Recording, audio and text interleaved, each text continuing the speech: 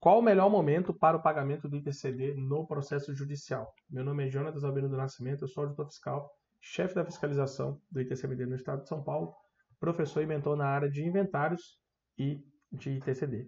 Vamos conversar sobre essa questão que faz com que muitas vezes o desconhecimento leve as pessoas a pagarem muito mais imposto do que o necessário. Eu sempre digo, na mentoria, nas aulas, que sem dúvida nenhuma, o erro mais cometido quando estamos pensando aqui no nosso imposto, o ITCD, é pagar imposto a mais.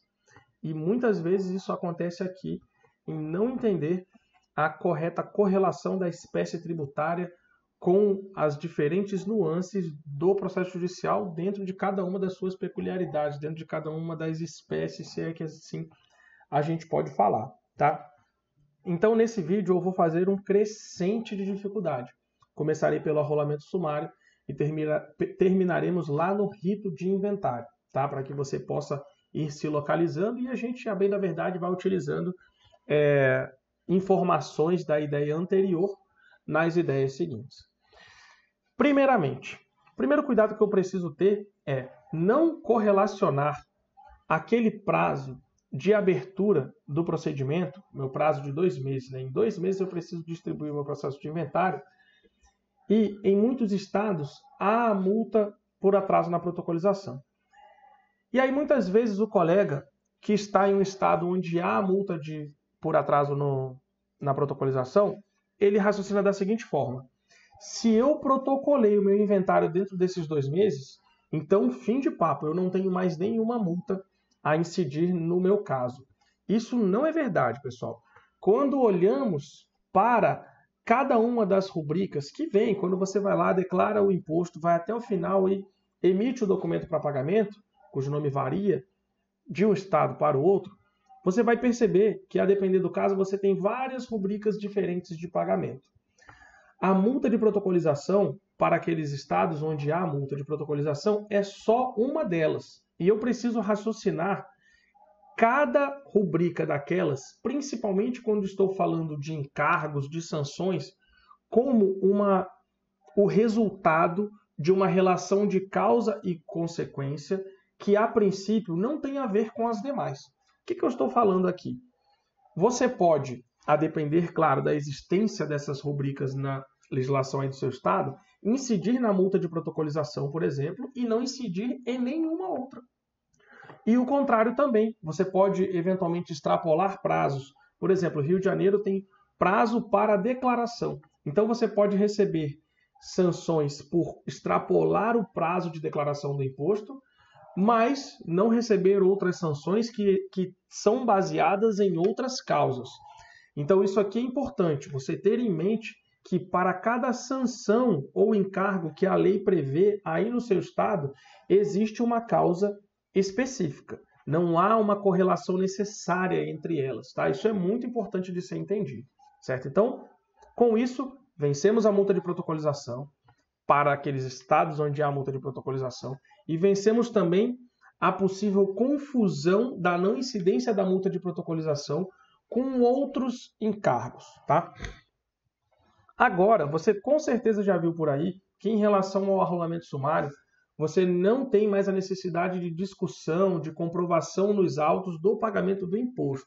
Não vou entrar aqui em comportamentos que estão em desconformidade com esse regramento colocado pelo STJ, certo? Não vou entrar aqui nesses fracionamentos. Vou partir do pressuposto que o juiz responsável aí pelo seu caso vai seguir. Esses outros casos específicos, as milhares de nuances que podem aparecer, a gente discute na nossa mentoria e orienta os colegas para que eles consigam atuar diante de qualquer situação. Mas, diante de um arrolamento sumário em que o juiz ele vai seguir o que foi determinado pelo STJ, ele simplesmente não vai exigir qualquer comprovação, seja de protocolo, nem de pagamento do imposto nos autos. Dito isso, você precisa ter atenção com o prazo máximo de pagamento. Porque lá na lei do seu estado vai estar determinado um prazo máximo de pagamento que pode ser, preste bem atenção nisso aqui, ou a partir da morte, ou a partir do fim desse seu processo, da sentença homologatória. E veja que essa diferença aqui, ela é crucial, porque se o cliente chega aí para você 2 anos após o óbito, se a gente está falando, por exemplo, do estado de Minas Gerais, esse imposto ele já está 1 ano e meio atrasado, porque lá no estado de Minas a gente tem um prazo máximo de 180 dias. Tá? Agora, se a gente está diante do Rio de Janeiro, por exemplo, o prazo máximo é de 60 dias após a homologação da minha partilha. Então, ainda que o cliente tenha chegado até você 2 anos após o óbito, esse prazo ainda nem começou a correr. Enquanto em um outro estado, esse prazo já está estourado e você já tem uma quantidade significativa de encargos junto com a parte principal, digamos assim, do imposto. Tá? Então, muito interessante também que esse prazo, ou melhor dizendo, a resposta ao nosso vídeo, o melhor momento para o pagamento do imposto, ele vai ter tudo a ver, absolutamente tudo a ver, com a leitura da legislação aí do seu estado. Tá? Muitas vezes o colega vem ao vídeo buscando uma informação que vai dar uma receita de bolo que vai ser aplicável a todos os estados da federação, mas no ITCMD é muito raro que a gente encontre verdades absolutas que a gente possa colocar apenas um regramento que vai ser efetivo em qualquer estado da federação. Tá? Dito isso, em relação ao arrolamento sumário, eu preciso considerar, independentemente se eu estou falando dos 180 dias ou se eu estou falando de um prazo que se inicia a partir da sentença que traz essa minha partilha, eu preciso considerar algo, né, que é absolutamente da prática profissional, o eventual prazo de análise da repartição fazendária perante a qual eu vou atuar. Porque veja, por exemplo, eu sempre dou esse exemplo esticado, né, assustador. Uma vez um colega da mentoria disse que perante a Cefaz do Pará, o prazo para análise era de 9 meses.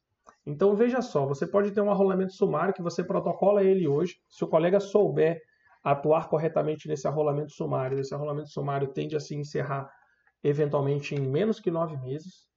E você pode ter um processo administrativo que vai durar mais do que o processo judicial. Estou aqui para defender esse tipo de absurdo de forma alguma, mas você precisa considerar isso, porque muitas vezes o colega, não, então é 60 dias após a homologação dos cálculos, a homologação da sentença, então eu vou esperar esse processo terminar e depois eu vejo isso. Pode não ser o melhor caminho a se seguir. Tá? Fiz as considerações em relação ao arrolamento sumário. Agora, em relação ao arrolamento comum, é interessante que a gente perceba que a jurisprudência, apesar de, quando eu olho para o STJ, que apreciou o tema 1074, e disse que quando do arrolamento sumário eu não precisava apreciar questões tributárias, ainda que esse meu entendimento do STJ esteja expressamente voltado ao arrolamento sumário, o que tem acontecido nos tribunais das diferentes jurisdições é que o arrolamento comum tem sido equiparado nesse sentido ao arrolamento sumário. Então, a gente vê um largo emprego pelos tribunais distribuídos pelo país da dispensa também no arrolamento comum de qualquer apreciação nos autos em relação à declaração e pagamento do imposto. Tá? Isso ainda você pode encontrar alguma variação de estado para estado, mas o sentido majoritário, sem dúvida, é esse aqui que eu estou colocando. Tá? Por fim, a gente tem também o rito de inventário, muitas vezes colocado como rito residual, que é aquele mais complexo. Nele, nós temos uma etapa definida lá no próprio CPC. Se você for lá no CPC e for etapa por etapa, você vai chegar da avaliação e cálculo do imposto. Nesse momento, o processo judicial se volta para a questão tributária. Tá? Aqui, mais uma vez, como eu expliquei em relação ao arrolamento sumário e arrolamento comum, obviamente é importante que eu veja na minha legislação, pois como eu já disse aqui, não tem como eu entregar para você uma regra absoluta e isso vai se aplicar a tudo e todos os estados. Tá? Primeiro ponto, é importante que eu veja no meu estado essa questão do prazo que se inicia em relação ao óbito e em relação a uma medida judicial, digamos assim, que pode ser, em regra, no arrolamento sumário, no arrolamento comum, a lei, quando atualizada, vai se referir à sentença, e no rito específico de inventário, a lei vai se referir à homologação dos cálculos do tributo pelo juiz, que são atos diferentes. A homologação da partilha é uma coisa, a homologação dos cálculos é outra. O próprio CPC assim define, ainda que na prática eu vejo alguma variação em relação a como isso acontece, certo? Mas o mais importante aqui, existem matérias, existem conteúdos que eu chamo de conteúdos caça-clique, que é o conteúdo que está expondo exatamente o que você quer ler, mas que não necessariamente vai te levar ao melhor resultado. Então você vai ver muita gente falando por aí que você tem a súmula 114 do STF, que é uma súmula bastante antiga, se eu não me engano, da década de 60, que ela traz o seguinte enunciado, né? Posso errar uma palavrinha ou outra aqui, mas o conteúdo é absolutamente esse. O imposto causa-morte não será exigível até a homologação dos cálculos, ou só será exigível após a homologação dos cálculos. E aí os colegas pregam por aí que, por conta dessa súmula, não há qualquer encargo até que aconteça esse ato que eu coloquei aqui, que é a homologação dos cálculos pelo juiz. Isso não é automático e nem garantido, certo? O colega vai ter contato com esse tipo de conteúdo e aí no processo dele ele tem a surpresa de eventualmente expedir a guia e o imposto dobrou de tantos encargos que tem lá. Então, você precisa verificar como se está perante o Tribunal de Justiça do seu estado, porque não é todo estado que tem isso como questão unânime. Primeiro que existem estados em que essa questão nem existe. O Rio de Janeiro é um deles. Se você tem o prazo de 60 dias após a homologação pelo juiz, então essa tese ela está respeitada, então você não tem essa discussão. Estados como Minas Gerais e São Paulo, você já tem essa discussão justamente por conta daquele parâmetro que eu citei inicialmente, que é em relação à morte. Você tem o imposto deverá ser pago em até no máximo 180 dias a partir da abertura da sucessão. Então você tem essa contagem do prazo e quando acontece essa declaração do imposto anos depois, que o sistema faz os cálculos, já vem com uma montanha de encargos, certo? Então o colega ele precisa considerar essas informações no caso dele e considerar um estudo sério jurisprudencial a partir do TJ onde ele se encontra para saber se, no caso concreto dele, porque o que a gente vê normalmente é que existem nuances do caso que vão influenciar no afastamento ou não desses encargos, tá?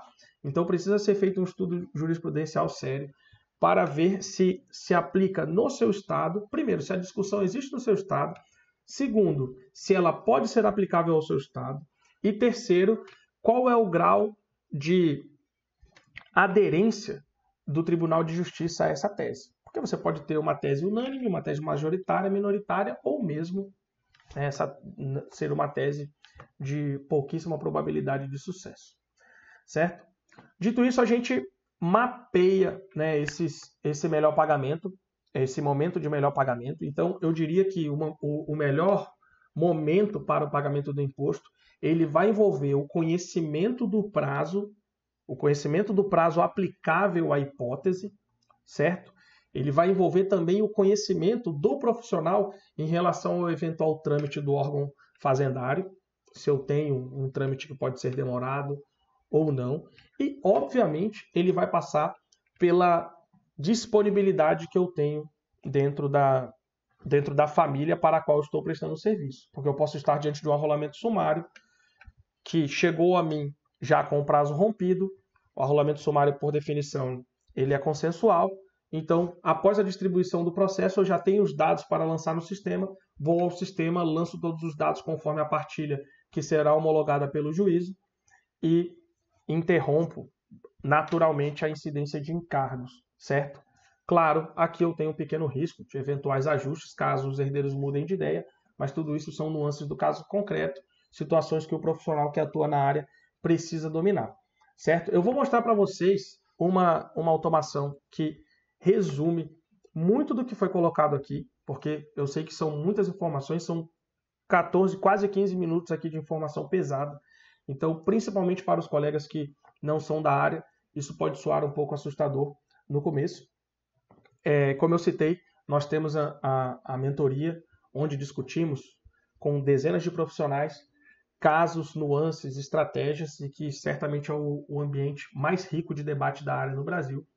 E eu vou compartilhar com vocês aqui uma automação desse cálculo e vou utilizar uma hipótese judicial, justamente para vocês verem a versatilidade da automação, o quanto ela pode ajudar vocês. Tá? O nome do site é Calcula ITCD, como vocês já viram aqui. Vou escolher inventário, vou colocar aqui, escolher um nome. Estou prosseguindo com a conta. Inventário. Vou escolher aqui um dos estados, vou escolher São Paulo.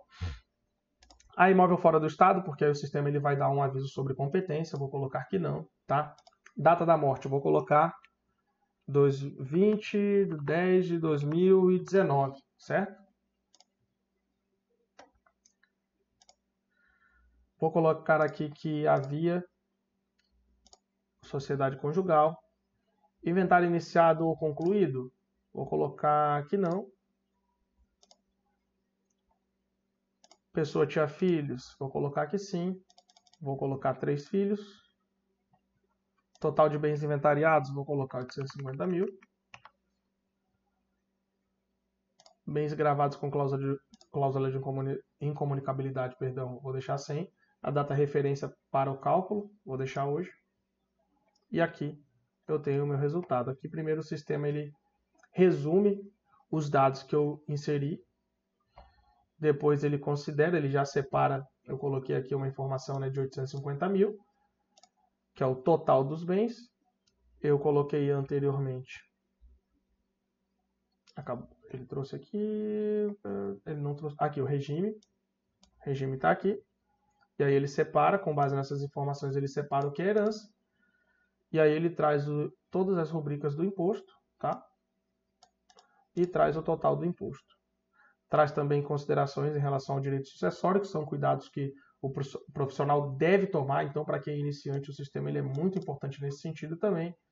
E traz também orientações importantes sobre o TCMD no estado de São Paulo. E aqui, custas judiciais do caso, emolumentos, para que o colega consiga fazer a comparação entre a via judicial e a via extrajudicial.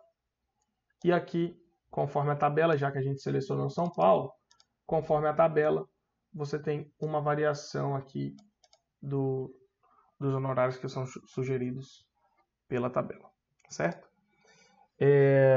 Se eu conseguir te ajudar de alguma forma, peço que você deixe o joinha aqui, se inscreve no canal para outros vídeos também. Aqui embaixo, além do acesso a essa calculadora, vai ter um link em que você clica, vai ser direcionado para um grupo gratuito, onde eu faço postagens das minhas aulas gratuitas ao vivo.